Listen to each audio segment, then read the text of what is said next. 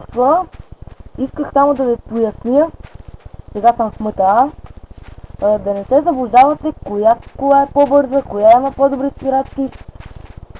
Исках да ви покажа, че всяка кола е еднаква, само че с различни подобрения. Ще започна от, айде да са от моторите. Какъвто мотор да спалнете, може да е най-бързия и най-бавния, но не е така, защото цъкате Б и това тук са му конските сили и колко да вдига. Тук надолу са другите неща.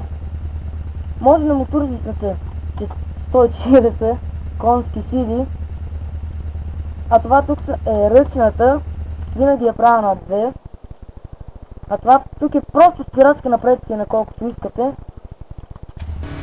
и той става еднакво бърз с всички спирачките. Това само исках да поясня. Също на други коли и мотори, но не знам, че колелото може да е световен шампион по надбягване. За сега разбрах. Стига за този мотор. Искам да ви покажа което и да е колело. Само сменявате конските сили на колкото вие си решите.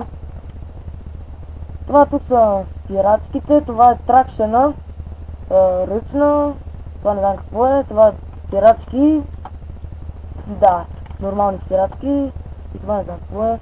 Тук колко тежи масата отпред, колко отзад. Другото къде беше? Сега няма да ги търся. Исках само това да ви покажа, но вижте колелото. То просто по-бързо от мотор. Сега да видя нещо. Ако му поставим... Айде да са 440. Май, че си е пак еднакво бързо. Не сещам някаква разлика. Но сега да минем към колите. Да ви покажа, че при тях има едно условие.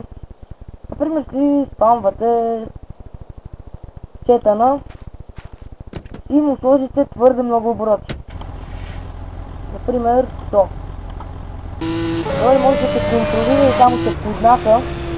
Затова трябва да му правите ръчната поне на 3, за да не носи.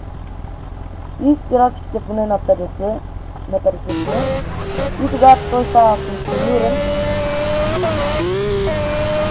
И се контролира лесно. Супер мощен е.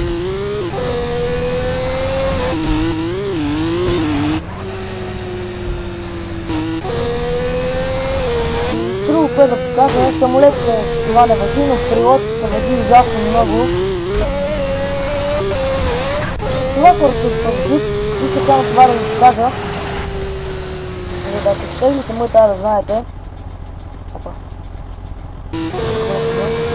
Това е този клип. Надявам се, че помощта да ви е помогнала някакси. Не забравяйте да го харесате и да се